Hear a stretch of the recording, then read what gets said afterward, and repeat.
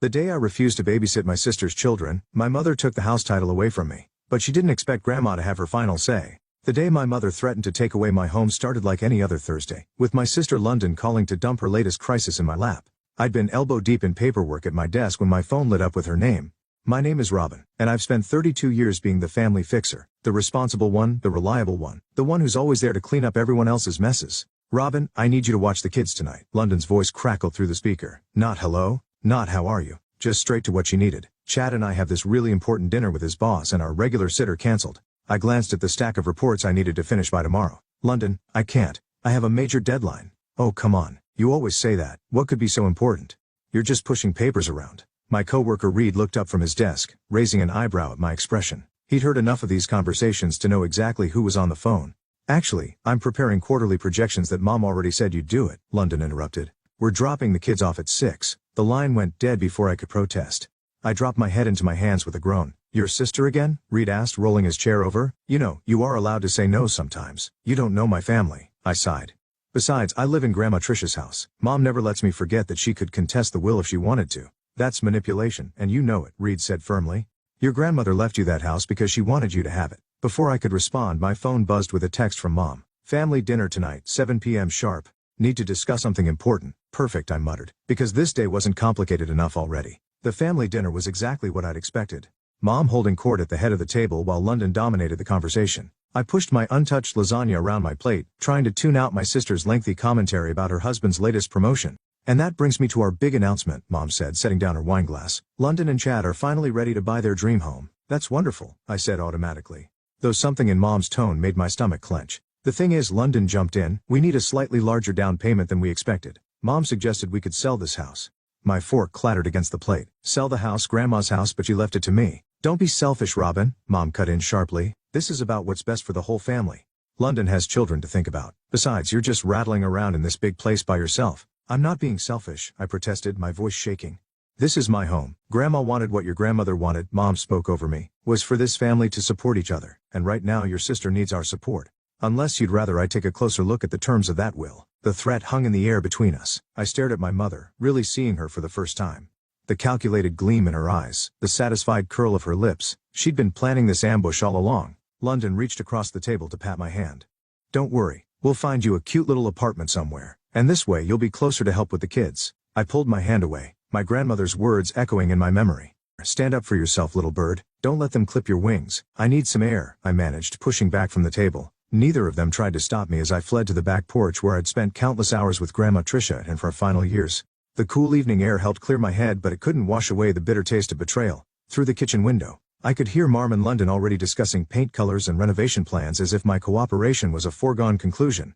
My phone buzzed, a text from Reed. How's the family dinner going? I typed back, they want to sell my house out from under me to finance London's new mansion. His response was immediate, time to fight back. I looked up at the stars, remembering how Grandma and I used to sit out here naming constellations. She'd always told me I was stronger than I knew. Maybe it was time to prove her right. Yes, I texted back. I think it is. The next morning, my phone started ringing at 6 a.m. London? I let it go to voicemail, but she called again and again. By the fourth call, I knew ignoring her wouldn't make her go away. What? I answered, still lying in bed. Finally, I need you to take the kids to school today. Chad has an early meeting, and I have a hair appointment I absolutely cannot miss. Something inside me snapped. Maybe it was the lingering anger from last night's ambush, or maybe it was 32 years of being a doormat finally reaching their expiration date. No, I said firmly. What do you mean no? London's voice rose an octave. You always take them when I ask. That's the problem, isn't it? I sat up suddenly wide awake. I always do everything you ask, and now you and Mom think you can just take my house. Oh my God, are you still upset about that? Don't be so dramatic, it's just a house. It's my house, I cut her off. Grandma left it to me. Not you, not Mom, me. Well, Mom says I don't care what Mom says. I interrupted again, surprising myself with the steel in my voice. Find another babysitter. I'm done. I hung up before she could respond. My hands shaking, but my mind clearer than it had been in years. Within minutes, my phone exploded with texts from both London and Mom. London, you're being ridiculous. Mom, call your sister back immediately. London, the kids are crying now. Thanks a lot. Mom, we need to talk. Come over now. I switched my phone to silent and got ready for work. By the time I reached the office, there were 17 missed calls. You look different today, Reed said as I settled at my desk. Good different. I said no, I told him, unable to keep the smile off my face. For the first time in my life I actually said no to them. About time, he grinned, but then his expression turned serious. You know they're not going to let it go that easily. Right? He was right. Mom was waiting in my driveway when I got home that evening, her luxury SUV blocking my garage. Finally, she said as I got out of my car, "We've been trying to reach you all day. This behavior is completely unacceptable." "My behavior?" I laughed incredulously. "You're trying to steal my house and my behavior is unacceptable. Don't be dramatic." She waved her hand dismissively. "We're trying to do what's best for the family. London always needs something," I cut in, "and I'm always expected to give it to her." "Well, not anymore." Mom's eyes narrowed. "I raised you better than this selfishness. If your grandmother could see you now, Grandma would be proud of me for finally standing up for myself." My voice echoed off the garage door. "She left me this house because she wanted me to have something that was just mine, something you in London couldn't take away. Is that what you think?" Mom's voice turned dangerous. "Because I have copies of all the legal documents, Robin. One call to our lawyer about your grandmother's mental state in her final months." "Are you threatening to contest Grandma's will?" I stared at her in disbelief. "Your own mother's last wishes." "I'm trying to protect this family," she said coldly. "You have until the end of the week to agree to the sale, or I'll have no choice but to take legal action. And trust me, you don't want that." She turned on her heel and stalked back to her car, leaving me standing in the driveway with my heart pounding. As her taillights disappeared around the corner, I fumbled for my phone and called Reed. "They're really going to try to take it," I said when he answered, my voice cracking. "Mom's threatening to contest the will." "Don't give up yet," he said firmly. "There has to be something we can do. Didn't you say your grandmother was sharp as a tack until the end?" "She was," I said slowly, remembering those final months. "She used to say she had everything planned out, that she'd made sure I'd be okay." "Then maybe she left you more than just the house," Reed suggested. "Have you gone through all her papers, all her belongings?" I looked up at the house, my house, thinking about the boxes of Grandma's things still stored in the attic. "No, not everything. I couldn't face it after she died." "Well," Reed said, "sounds like it's time for some late-night treasure hunting. Want backup?" For the first time since Mom's threat, I felt a glimmer of hope. "Yes, please, and bring coffee. We might be here a while." Reed arrived 30 minutes later with 2 large coffees and a determined look in his eyes. We headed straight for the attic, switching on the dusty overhead light that cast long shadows across stacks of cardboard boxes and old furniture. "Where do we start?" Reed asked, handing me a coffee. "These boxes here?" I pointed to a neat row labeled important papers in Grandma's precise handwriting. She was incredibly organized. If she left anything for me to find, it would be in these. We settled on the attic floor, carefully going through each box. Tax records, old photographs, Christmas cards, everything meticulously sorted and dated. "Your grandmother didn't mess around with her filing system," Reed commented, leafing through a folder. "She used to say that good records were a woman's best defense," I said, then froze as something caught my eye. Wait. At the bottom of the third box I found an envelope with my name on it tucked inside her old jewelry box, the one she'd always kept locked when she was alive. The key had been on her nightstand when she died. "Look at this," I whispered, holding up the envelope. My hands trembled as I opened it. "My dearest Robin," I read aloud, "if you're reading this, then your mother and sister are probably trying to take what's rightfully yours. I knew this day would come. I've watched them manipulate you your entire life, always taking, never giving back, but I've prepared for this moment." Reed leaned forward. "What else does it say?" "There's more," I continued reading. "I've left something with Terrence, my attorney, something your mother doesn't know about. Go to him and ask about the video will. Tell him the little bird is ready to fly. He'll understand." "A video will?" Reed's eyebrows shot up. "That's huge. When was the letter dated?" I checked the bottom of the page. 2 weeks before she died, but that's not all. "Look at this." I pulled out an old photograph that had been tucked into the envelope. It showed Grandma sitting in her favorite armchair, holding up a newspaper dated just days before her death. She was smiling directly at the camera, looking alert and vibrant. "She knew," I whispered. "She knew Mom would try to claim she wasn't mentally competent. This photo proves she was." "Smart woman," Reed said admiringly. "But what's this?" He pointed to something written on the back of the photo, in the same careful handwriting. "Remember the blue vase, little bird?" I jumped to my feet so quickly I almost spilled my coffee. The blue vase, how could I forget? I practically ran down the attic stairs, Reed close behind me. In the living room, on the highest shelf of the bookcase, sat an antique blue vase that Grandma had always treasured. She never let anyone touch it, I explained, carefully lifting it down, said it was too valuable. As I tilted the vase, something rattled inside. Reaching in, my fingers touched paper. "Another letter?" Reed asked. "No." I pulled out a small USB drive wrapped in a note.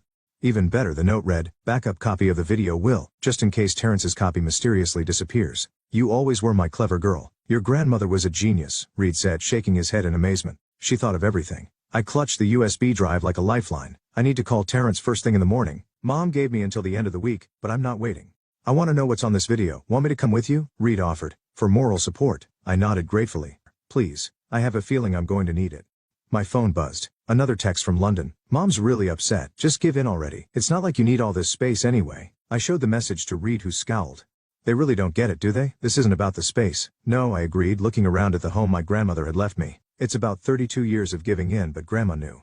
She knew I'd need help standing up to them eventually." I typed out a response to London. "Sorry, but this house isn't for sale ever." Then I turned my phone off completely and set it aside. Tomorrow would bring whatever it would bring, but tonight, for the first time since this whole mess started, I felt ready to face it. "Thank you," I said to Reed as he gathered his things to leave, "for helping me look, for believing in me." He smiled. "Your grandmother believed in you too. Maybe it's time you started believing in yourself." As I locked up after him, I touched the USB drive in my pocket. Tomorrow, I'd find out exactly what Grandma had planned, and for once I couldn't wait to face my family. Terrence's law office hadn't changed since the day we'd all gathered for the will reading. The same leather chairs, the same dusty law books, the same slight scent of coffee and old paper. Reed sat beside me as Terrence reviewed the letter and examined the USB drive. Terrence's eyes lit up at the phrase, "The little bird is ready to fly. I've been waiting for this day." He walked to a filing cabinet, unlocked the bottom drawer, and pulled out a sealed envelope and a DVD case. "Your grandmother was quite specific about when these should be revealed. You knew about this all along?" I asked. "I did, and I've been keeping meticulous records of every attempt your mother and sister have made to pressure you since Trisha's death." He held up a thick folder. "Your grandmother insisted on it." My mouth fell open. "She had you monitoring me." "Not monitoring, protecting. She knew exactly what would happen after she passed." He inserted the DVD into his computer. "Are you ready to see this?" I nodded, gripping Reed's hand as Terrence turned the monitor toward us. The screen flickered to life, and there was Grandma sitting in her favorite chair looking directly into the camera. "Hello, my darling Robin," she began, her voice strong and clear. "If you're watching this, then your mother is trying to take your inheritance. I'm not surprised. She's always been jealous of our relationship, always resented that I saw through her manipulations." I felt tears welling up at the sight of her so vital and present.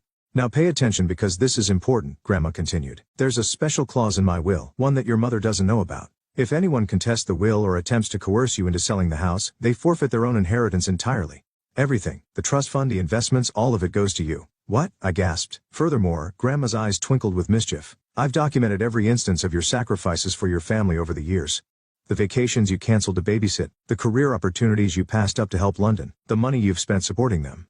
Terrence has all the records." Terrence nodded, patting the thick folder. "If your mother tries to claim I wasn't competent," Grandma continued, holding up a newspaper with the date clearly visible, "this video, along with my medical records and daily journal entries, will prove otherwise. I made sure to document everything." She leaned forward, her expression serious.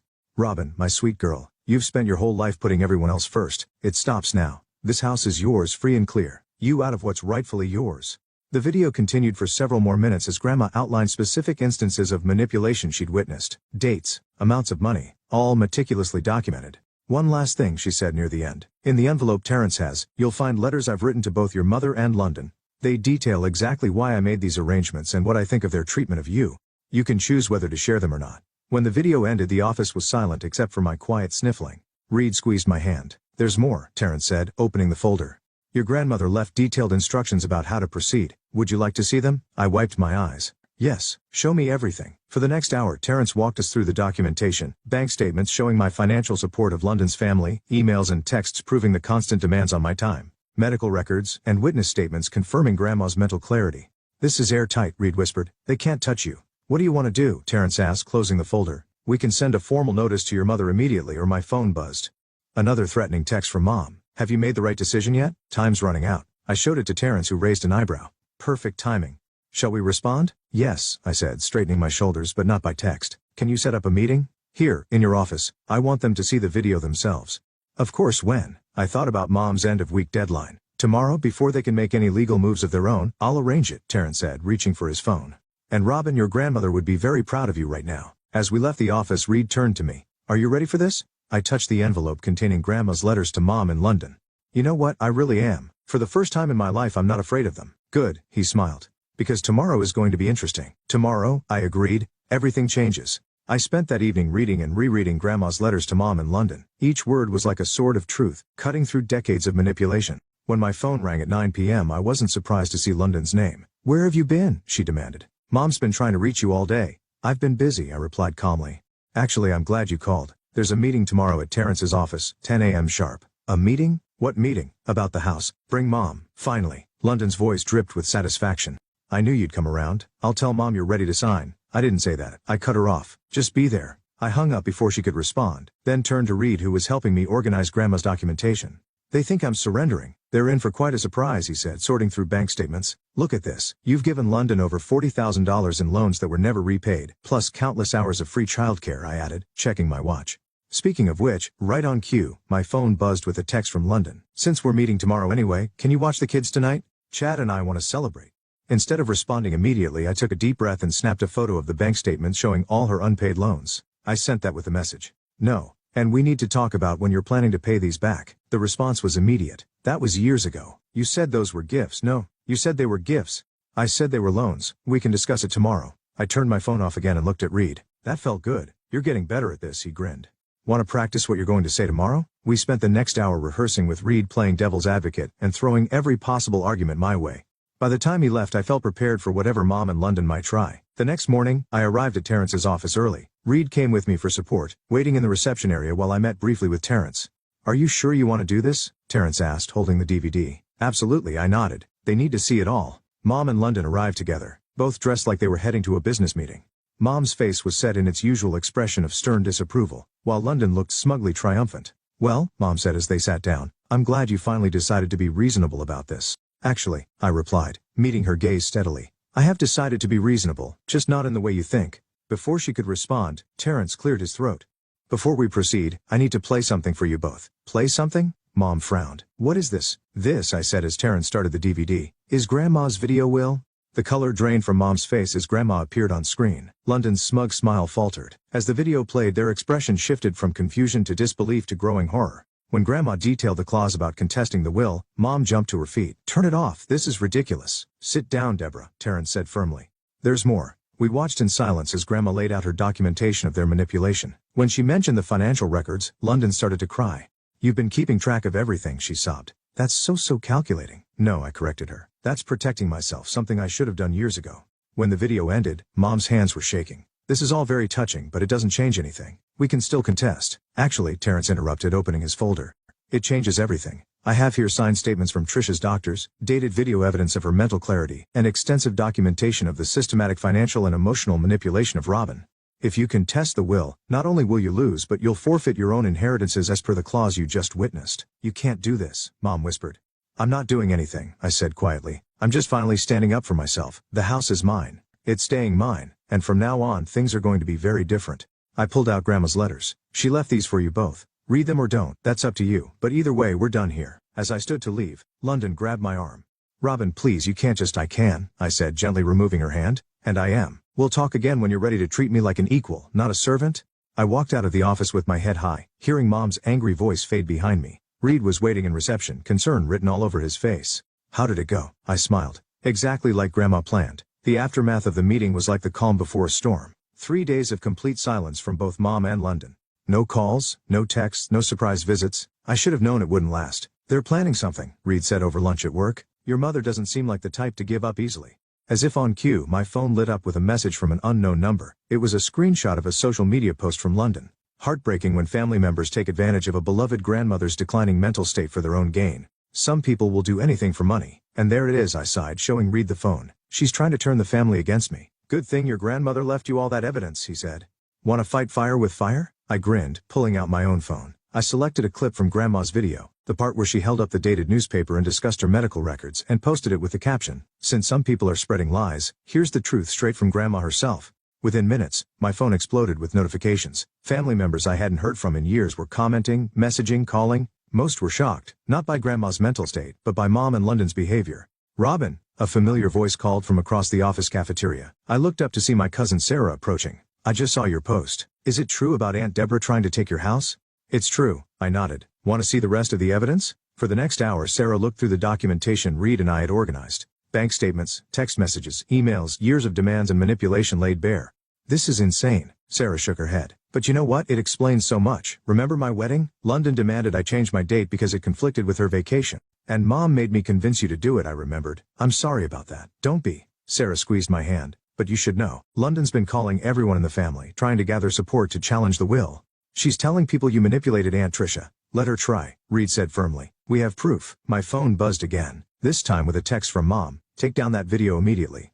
You're embarrassing the family. I showed it to Reed and Sarah. Should I respond? Absolutely, Sarah said. In fact, she pulled out her own phone and started typing.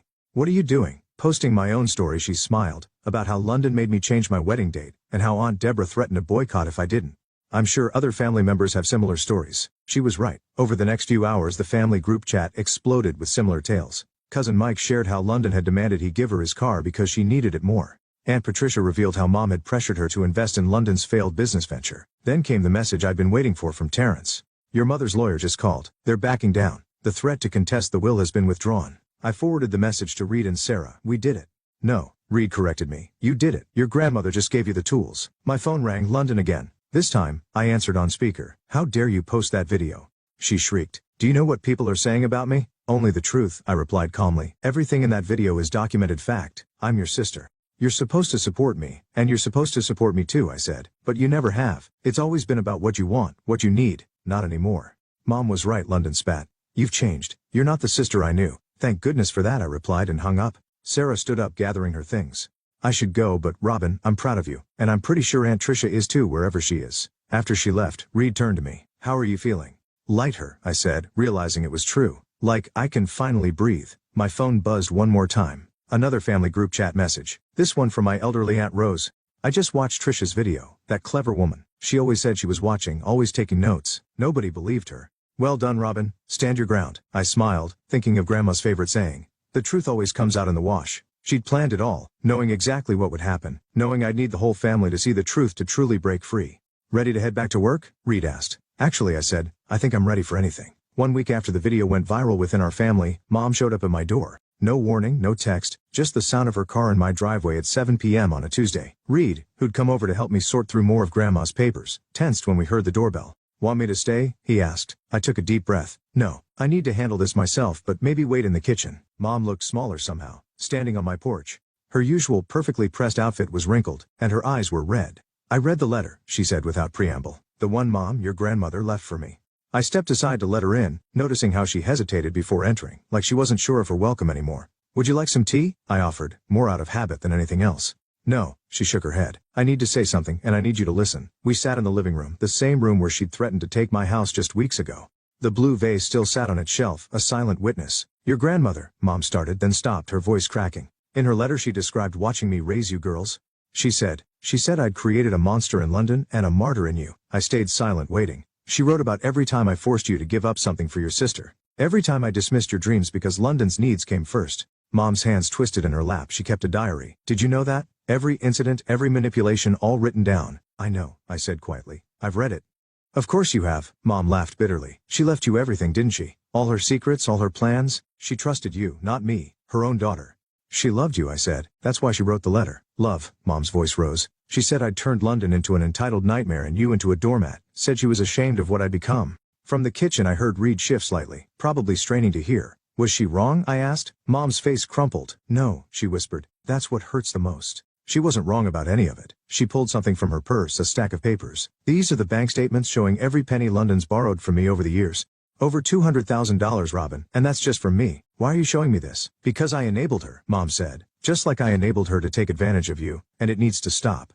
I leaned forward. What are you saying? I'm saying, Mom took a shuddering breath. I'm saying I'm sorry. I'm sorry for threatening to take your house. I'm sorry for always putting London first. I'm sorry for not being the mother you deserved. A tear rolled down her cheek. Your grandmother's letter. She said she left you the house because you were the only one strong enough to break the cycle. She knew you'd stand up to us eventually, and she wanted to make sure you had the means to do it. She believed in me, I said softly. She was right to. Mom nodded.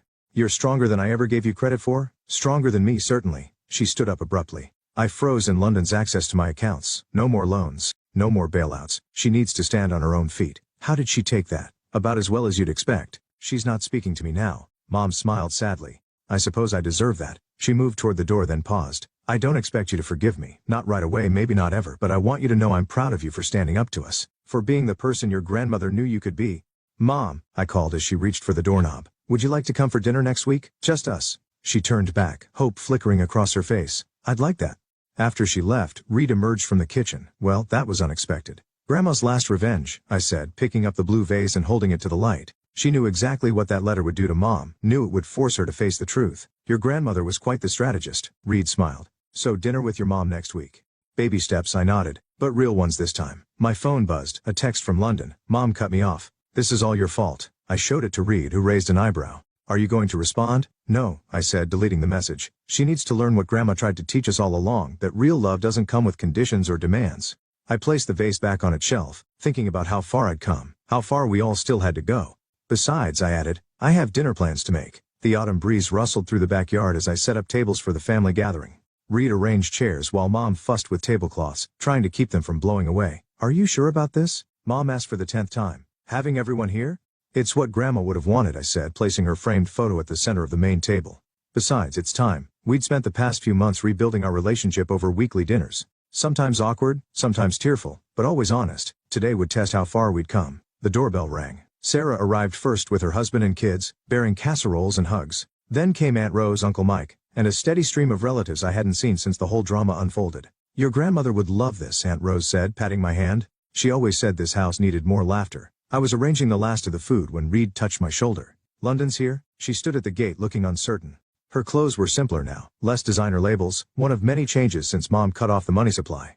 Her kids peeked around her legs, waving shyly at me. I got your invitation, she said quietly. I wasn't sure. Come in, I said, holding the gate open. There's plenty of food. The kids ran to play with their cousins while London hovered at the edge of the gathering. Mom approached her cautiously, and I heard snippets of their conversation, trying to find a job in marriage counseling with Chad. You did good inviting her, Reed said, handing me a drink. She's still family. I shrugged, just not in charge anymore. Once everyone had filled their plates, I clinked my glass for attention. Thank you all for coming. Grandma always said family was complicated, messy, and worth fighting for, though maybe not in the way we've been doing it. Gentle laughter rippled through the crowd.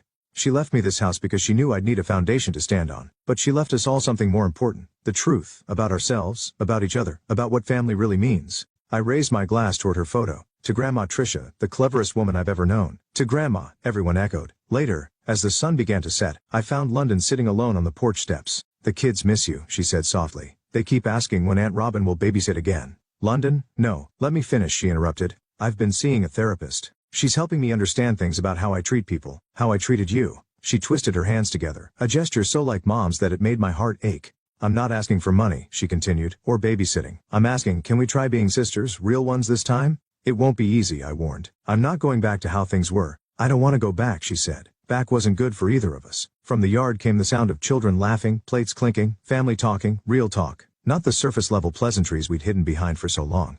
We can try, I said finally, one step at a time. Reed appeared in the doorway. Sorry to interrupt, but Aunt Rose is insisting we take a family photo while the light's still good. We gathered around the table where Grandma's photo sat. Mom on one side of me, London on the other, Reed behind me with his hands on my shoulders. As Aunt Rose fiddled with the camera timer, I looked at Grandma's smiling face. 10 seconds, Aunt Rose called, hurrying to join us. In that moment, I felt it all. The weight of the past, the possibility of the future, the strength Grandma had seen in me all along. The strength that had always been there waiting for me to claim it. Say cheese, the camera flashed, capturing us all together. Not perfect, not completely healed, but trying, really trying. Later that night, after everyone had gone home and Reed was helping me clean up, I found a note tucked under Grandma's photo in London's handwriting. Thank you for not giving up on me. You okay? Reed asked, seeing me read it. I looked around at my home where family could gather and heal, where truth could live alongside forgiveness, where I could finally be myself. Yeah, I smiled, pinning the note to the fridge. I really am. Through the window I could see the blue vase catching the last light of day, and I swear I heard Grandma's voice on the breeze. Well done, little bird. Well done.